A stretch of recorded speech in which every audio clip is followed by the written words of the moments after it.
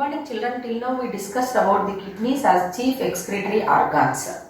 How they are functioning, structure, all we have discussed. Today we will discuss about the other pathways of excretion. Other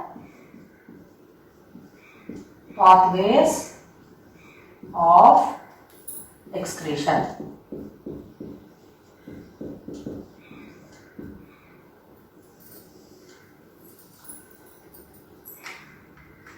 Why the other pathways means there are so many organs in our body. They are doing their own function. Main function is going to be carried out by them. So in that process, some of the waste materials are going to be eliminated. So that's why they are going to take part in the process of excretion also. So that's why these are called as accessory excretory organs. Accessory excretory organs. So now first we learn about lungs. You know children, lungs are going to help in the process of respiration. So the main function of lungs is said to be taking part in respiration, which helps in releasing energy.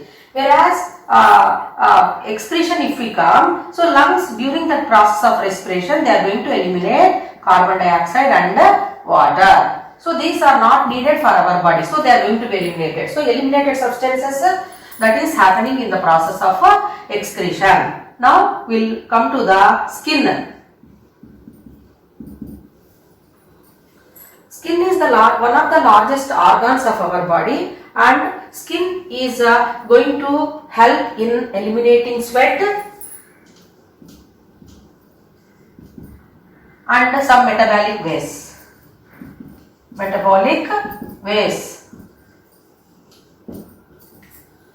So skin is richly supplied with blood vessels. So it is going to eliminate the impurities from the blood in the form of sweat and sebum. Then sebum is produced by the sebaceous glands.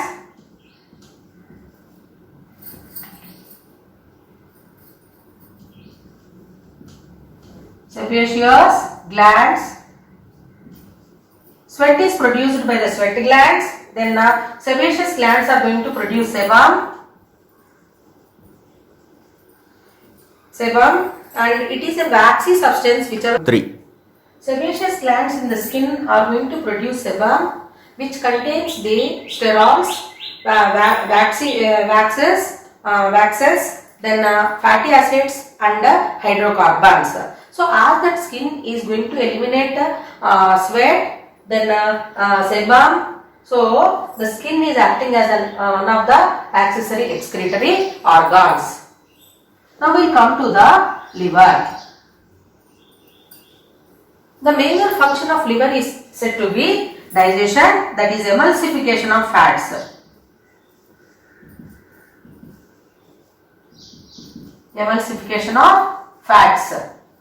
So breaking down of fats to fatty acids is going to happen, that is because of liver.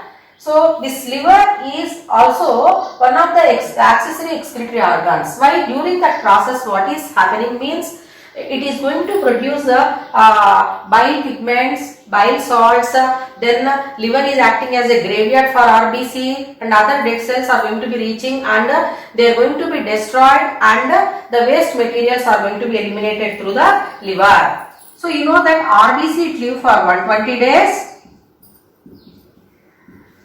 Lifespan of RBC is 120 days. After the death of these RBCs, they reach the liver and where they are going to be destroyed. And the bilirubin,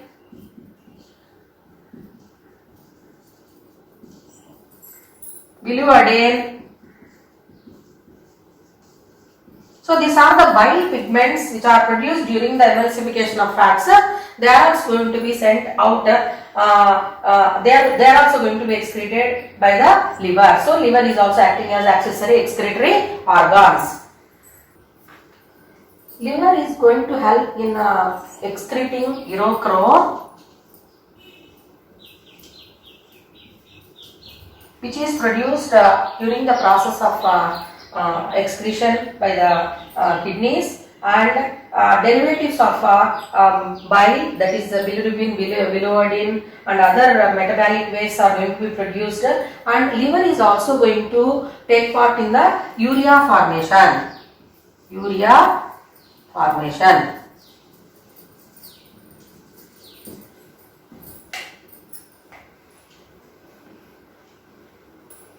Large intestine is also acting as an excretory organ. So it is going to eliminate excess salts,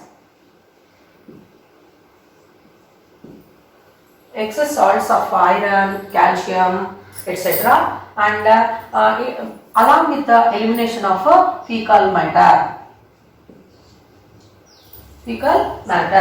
So these are all said to be the accessory excretory organs. So some of the other waste materials which are eliminated by some other organs, if we take in human body, tears which are produced from the eyes, and ear bags, nasal discharge, all these are said to be the waste materials which are going to be eliminated from the body.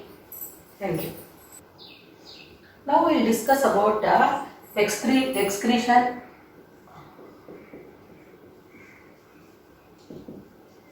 How it is happening in other organisms.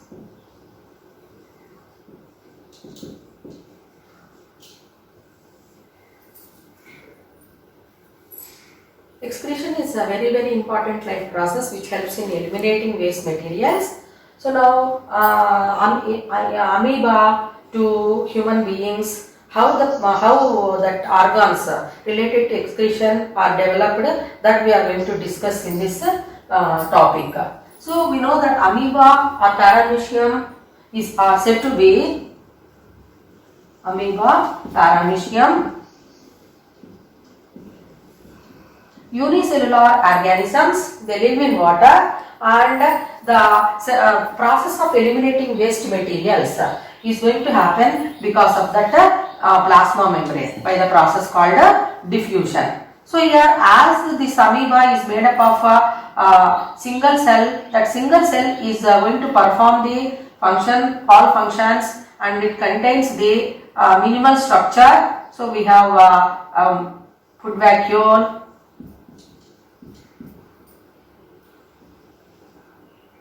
nucleus, then contractile vacuoles.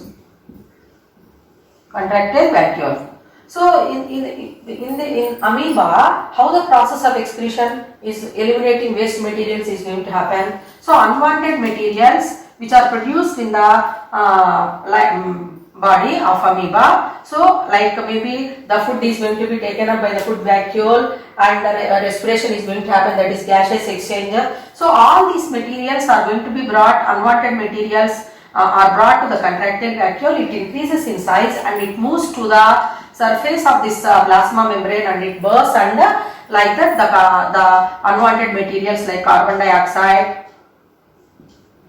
water are going to be released into the surrounding water medium by the process called diffusion.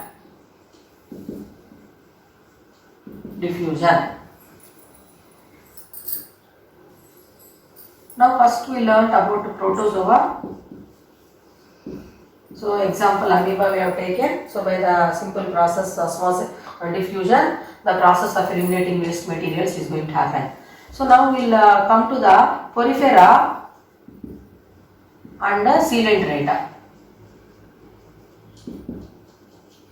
Porifera example sponges, coelenterata, hydrophila, jellyfish, like that are the examples, some of the examples of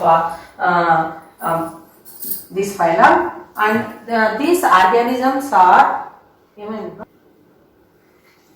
protozoans. If we take example amoeba, it is unicellular organism, whereas in multicellular organisms, the different the process of excretion is going to happen with the help of different types of excretory organs. So what we can observe the different types of excretory organs in multicellular organisms.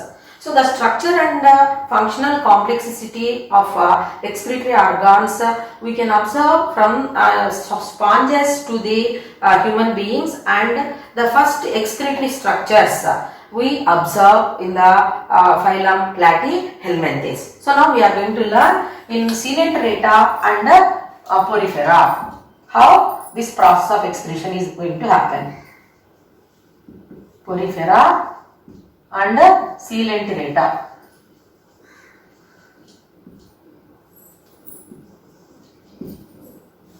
You know that Porifera is one of the phylums, like Coelenterata is also like that. So now Porifera example we can take sponges and Coelenterates, Hydra, Obelia, etc. So these are living continuously relay in water, and the water is going to enter into the body, and with the help of water currents as they relay on water, so that water is going to help in eliminating waste materials from the body. So next phylum Platyhelminthes.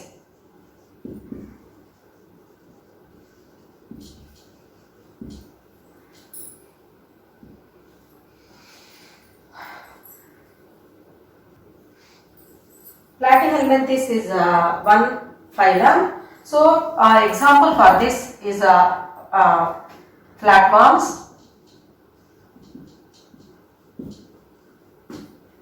So in this we are going to observe excretory organs, flame cells,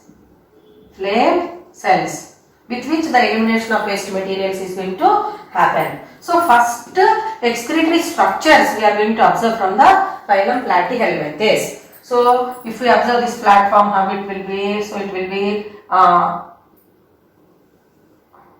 so mostly these are parasites, and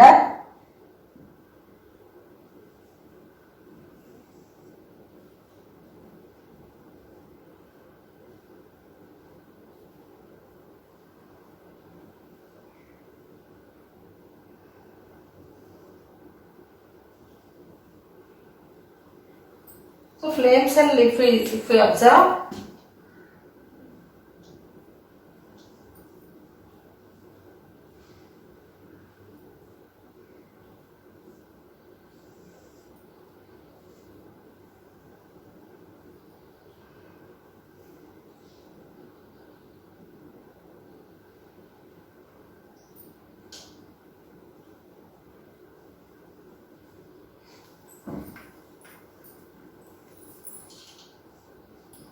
first excretory structures we observe in Platyhelminthes, example flatworms. So flame cells are the excretory organs. So flame cell structure will be like this. So with which the elimination of waste materials is going to happen. Nematoda is another phylum. So example for that roundworms. So we know that roundworms are parasites in a human body, and rennet cells are taking part in eliminating waste materials like this. So this structure is digestive system, and digestive tract like simple structure will be present, and rennet cells are taking part in the process of excretion in nematoda.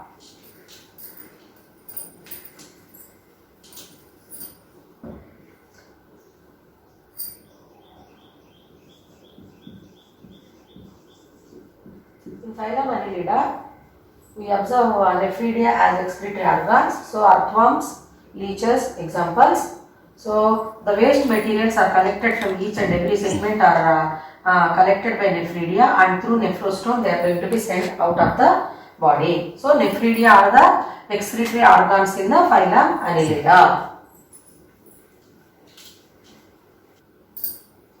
In Arthropoda phylum, examples insects, we observe Malpighian tubules or green glands as excretory organs. So these Malpighian tubules are given connection to the digestive tract, where the impurities which are collected from the body parts are going to be brought to the digestive system and they are going to be sent out of the body. Malpighian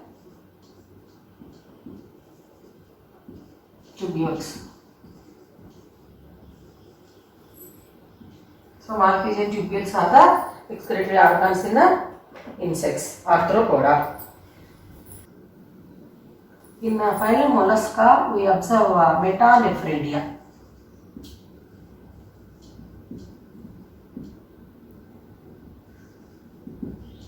Metanephridia as excretory organs, example garden snakes, freshwater mussels, etc. So it is just beginning of kidney-like structures we can observe from the phylum Mollusca. Echinodermata phylum, example starfish. So in this water vascular system is helping in water vascular system is helping in eliminating waste materials. So here you can see radial canal, then ring canal. So as it is present in water, so because of water currents, the materials which are to be sent out of the body will be sending out through the water vascular system. Reptiles, example snakes, then aves, example birds, and human beings, mammals, human beings, example. So in all these organisms we observe kidney as the excretory organ. Kidney as a excretory organ. Human kidney you learnt in the previous part of the lesson.